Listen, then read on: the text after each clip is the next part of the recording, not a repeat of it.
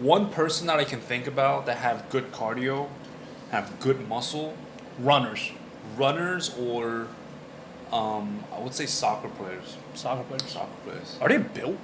Bro, I haven't looked at them like that. like someone like you have to be a little you have to be built, yeah. You have to be Like they built. jacked. Like they're not jack, but they're like they're built, you know. Yeah. They're built for Yeah. sure, yeah. They're built. Because I was watching the Olympics, bro. Them runners, like how you look like that, bro? you talking about sprinters or you talking about Yeah, the like, sprinters, yeah, you have to be you have bro. Like shoulders, arms, their back. for them it's all explosiveness because you're running the 10-second, you know, that 10 seconds Oh, yeah, yeah, yeah. it's all explosiveness. CrossFitters I think have one of the best physique because they're one good at cardio, they're good at their endurance, but they're also built. They're built. They're lean. Yep. They brawl like you. So the question ultimately comes down to, is it possible to build muscle while having good cardio? Well, balance like doing the two at the same time. So when you ask that, like this is where we gotta get a little bit more specific. Like you Yeah, can't yeah. just be like a gym bro, going to the gym, doing like an arm day, back day, chest day, leg day, call it a day. Cause like when you want to incorporate cardio and the building muscle, it's definitely possible, but you kind of have to be a little bit more strategic with it. Long story short, you have to train like an athlete. You gotta train like You gotta train like there's no questions about it. Like it's a non-negotiable. If you want to have good cardio and you have to have good strength like muscles, you want to have tone, tonicity, and all of that. You gotta train like an athlete, you know. 100%. And that comes with transformation. You know, that comes with the idea of like literally adapting your body to one, be able to have good cardiovascular endurance, like with running or with any kind of activities, and also having good muscle definition. You know, you have to train like an athlete, Yeah. and your workout's gonna look drastically different than just going to the gym, hitting an arm day, and walk on a treadmill, and then, you know, pop right back out. Because walk me through what you're doing, right? You're remember you told me that you dunked. You did your first dunk. right? Yesterday, literally Yeah, yesterday, bro. as You we're did, filming you this. did your first dunk. So, and you're doing a lot of cardio and weight training too. So Yeah. walk me through that. How did you do it? So back then, I'll say like a year and a half ago, my workouts were just a typical bodybuilder's workout. Uh huh. It would be like chest exercise, back, basically like 2 to 3 exercises per muscle group. Get a good fire pump for every single muscle group. But then my cardio was not it at all. Oh, okay. Like you tell me to go run 3 miles, I'm huffing and puffing.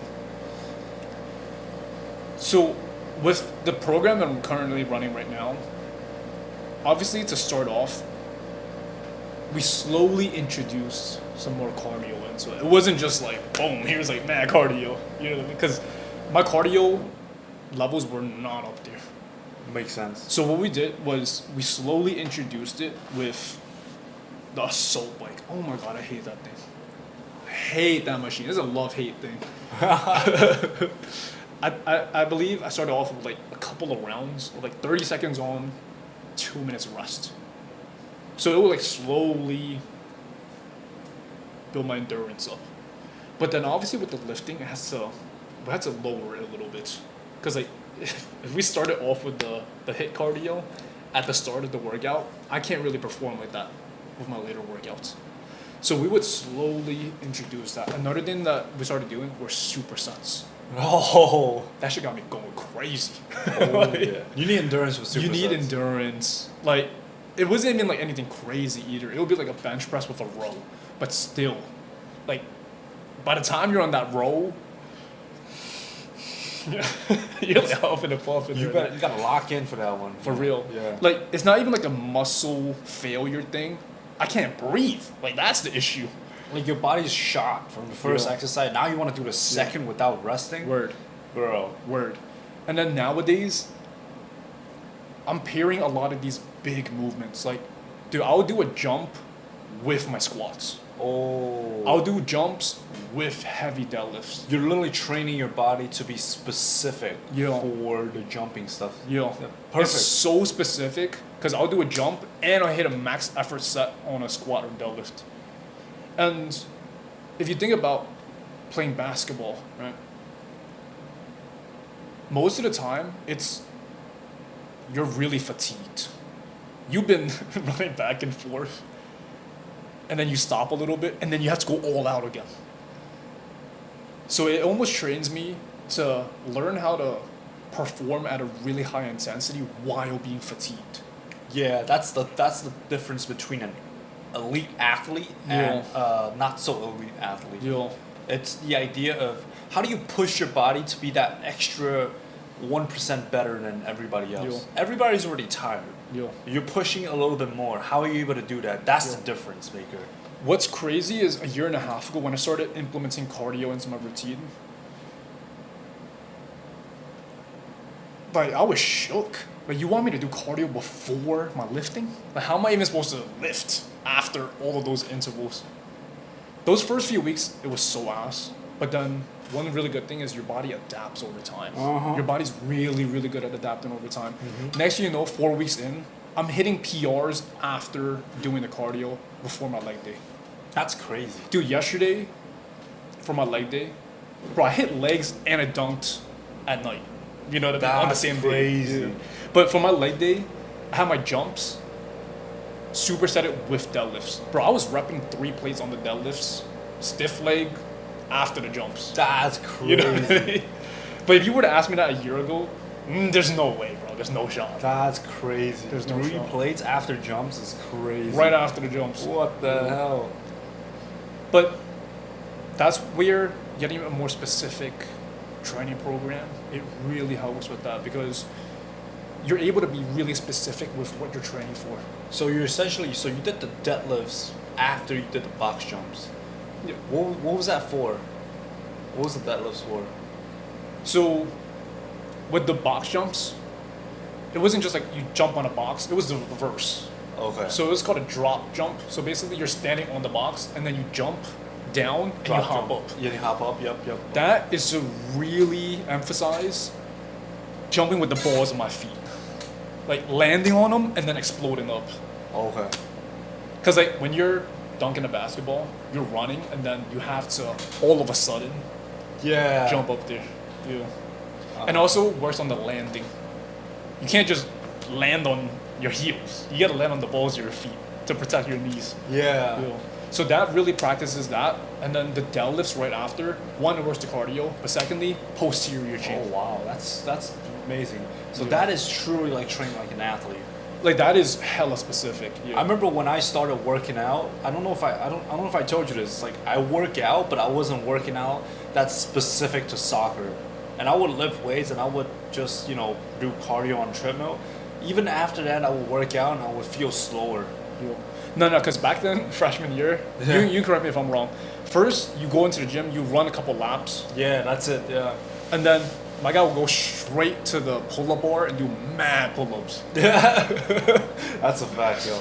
And then afterwards, you do like bench, you do some machines, and then gotta finish off with arms after. Yep, that was it.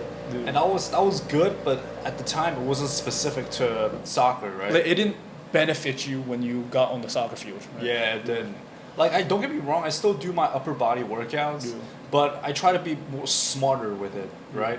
So instead of doing like a shoulder press, I would do maybe single arm shoulder press, like with one knee down and one leg forward. Just working on the glutes a little bit, just working on the obliques a little bit, Yeah. while still getting my arm workout in. Or maybe I would do like a single arm chest press with a glute bridge, Yeah. just to work on a little bit of emphasis on the hips, the hip extensions, straight back with a little bit of like a little bit of core work into it too. Yeah. So I'm starting to be a little bit more strategic with some of these exercises. Yeah. One thing I want to add to that is you also have to be really strategic with your recovery and not overdoing it. Oh yeah. Because when you mix the both lifting and cardio together, it can be pretty taxing if you go pretty high intensity. It can be a lot.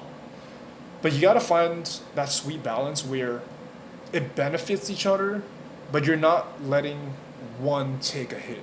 You know what's the thing about the higher intensity training is that it should be short. Yeah. It should not be long. I remember I was taking classes in strength conditioning, Like the workouts are like 30 to 45 minutes. That's all you need. But it's intense. Like you're going all out. Oh yeah. There was a TA that that used to cover an exercise lab, like a lab class, and he said if you don't train how you play, you're not training right. No, because realistically, your training should be harder than Yeah, you should. you're Yeah. playing. If Yeah. you're an athlete, if you play any sports, right? If you play volleyball, if you do soccer, if you do basketball, your training should be 110% 100%. when it's in a high intensity mode. Yeah. If you don't train at that level, how are you gonna expect yourself to play 100%? Because like, how are you gonna emulate that exact situation when you're on the field? You have people watching you. You have your players. You have your teammates asking you for the ball. Yeah. You have to perform. You have to. That's where you gotta train, not just you doing the movement, but that's when you gotta lock in. Like I watch a lot of these videos of like athletes and stuff. Like Kevin Durant when he's training, he literally just practicing a regular shot. He pretends like it's an actual play in a game. Yeah. He catches the ball, moves the same exact speed, and the same exact power as just like he's playing a game. Bro, like it's actually true. Like what Bruce Lee said. Yeah. It's like I don't fear the man that knows 1,000 kicks. Yeah. I fear the man that practiced one kick 1,000 times. Yeah. And when it's game 7, fourth quarter, 3 seconds on the clock, guess what? He's been through that same exact motion thousands and thousands of times already. He just gotta lock in and get it in. That's it. It's the repetition that gets the what do you call it? That unlocks true. Like Yeah. people always look at these game winner shots and think Yeah. like, oh, he's so good. Like how's he able to do that? Yeah. Bro, people don't look at. It's not just like, yo, it's just all luck. Yo, he just somehow made that shot. Bro, he put in the work through. He Yeah. put in the work in training. Yeah. Nobody was there when he made the 2,000th shot, right? That ass. But everybody's there when he made the last shot of the quarter. ass. So what are you gonna? I mean, it's true. Like practice makes perfect. So it all goes back to the idea of like, if you want to have good cardio, if you want to have good muscle strength, you have to be specific to your workout. And you have to train like how you want to train. Athlete, train CrossFit, but really be specific with your training. Really depending on like what sport or activity that you do too. Whether you're running, you're playing a specific sport. Because obviously for you it's soccer, for me it's basketball. It's going to be a little bit different in terms of the exercise that you might do. You probably even need more cardio than me. Yeah, soccer. yeah, definitely. Yeah, Like it's a gonna be- lot more like running back and forth. a lot more like short to mid distance Yeah. sprints. And also the field is bigger. Feels for soccer. bigger, Yeah. and you also have bigger distance to cover. Yeah. So you will have to you have to do that for 90 minutes, 90 plus minutes.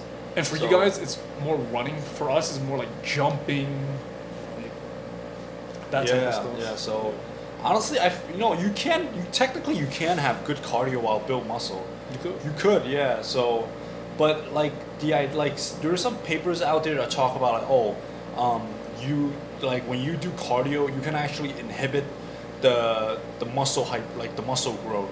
So I don't know how true that is, to be honest. But Well, I I think don't if know we're how true that talking like is. extremes, yeah, let's say you're like Mr. Olympia bodybuilder, like obviously the running Yeah. the cardio will affect it. yeah, absolutely. Yeah. For bodybuilders, this is why a lot of them, they do steady state cardio.